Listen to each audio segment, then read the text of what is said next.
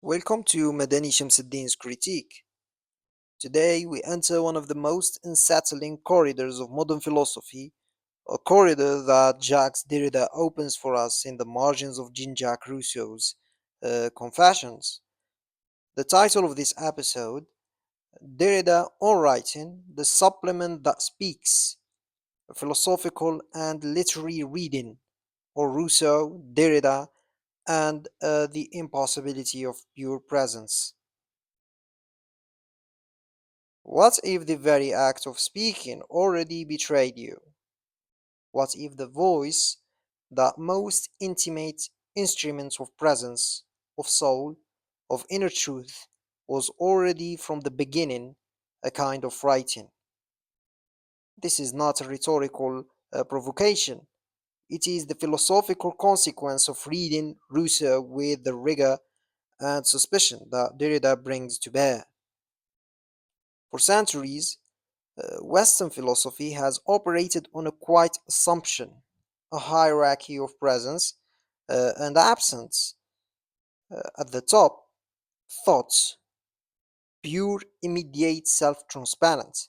Below it, speech, the living voice, breath carrying meaning, the self made audible. And at the bottom, in the basement of the house of meaning, writing. Writing in this tradition is the exile of presence. It is speech frozen, fossilized, sent out into the world without its author. It is a sign of a sign, twice removed from truth. Plato distrusted it, Aristotle subordinated it, and Rousseau, that great architect of the modern self, inherited this suspicion entirely. Consider what Rousseau tells us in his Confessions, that extraordinary documents where a man attempts to write the whole truth of himself. He tells us that in society, in the world of faces and voices and conversation, he would appear not merely as at a disadvantage, but as something entirely other than what he truly is, a self unreconcilable to those who face him. The original French is striking, hors de moi-même, literally outside of himself. Remarkable. A man who believed in the immediacy of speech confesses that his own presence betrays him.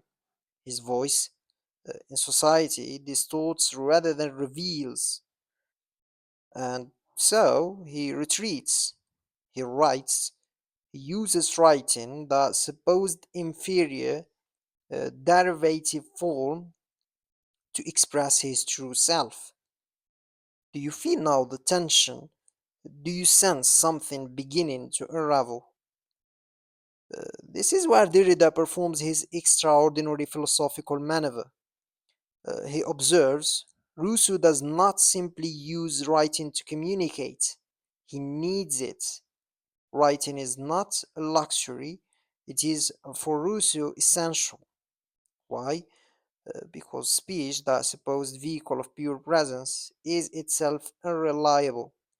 Speech is already open to misinterpretation, already subject to the other's gaze, already contaminated by the gap between attention and reception. In other words, speech already behaves like writing. Look at the two columns on this slide.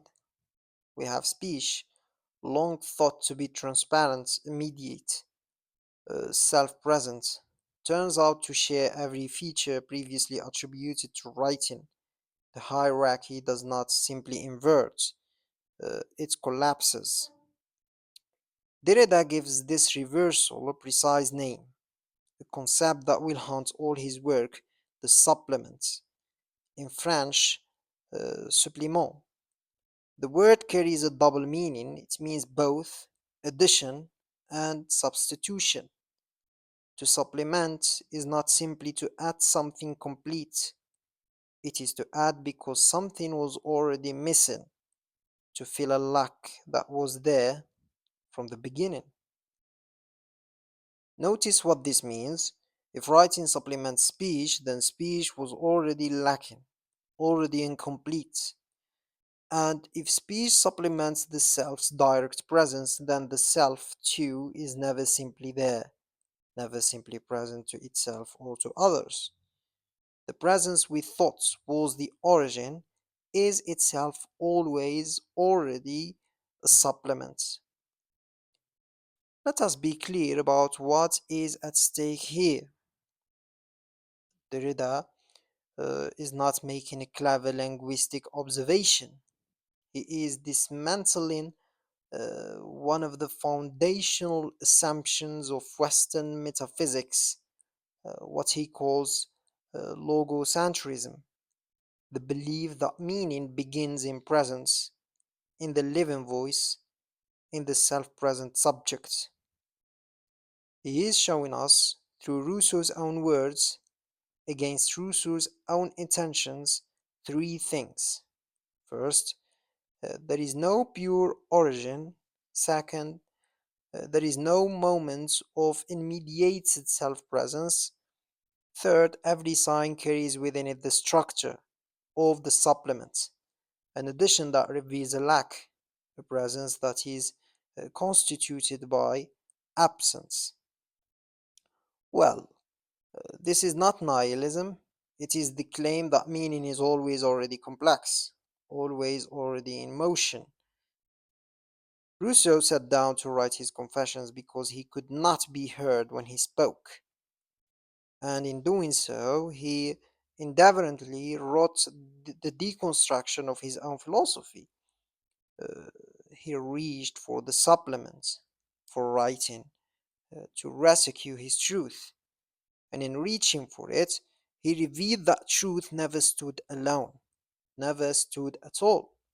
Perhaps only lean, perhaps writing is not a failure of a language. Perhaps this is its very nature to be always reaching, always supplementing, always beginning again. Derrida does not give us a system, he gives us a practice of reading, a willingness to follow a text into the places it did not intend to go, and to listen there carefully in the silence between the words. This has been Madani Shamsuddin's critique.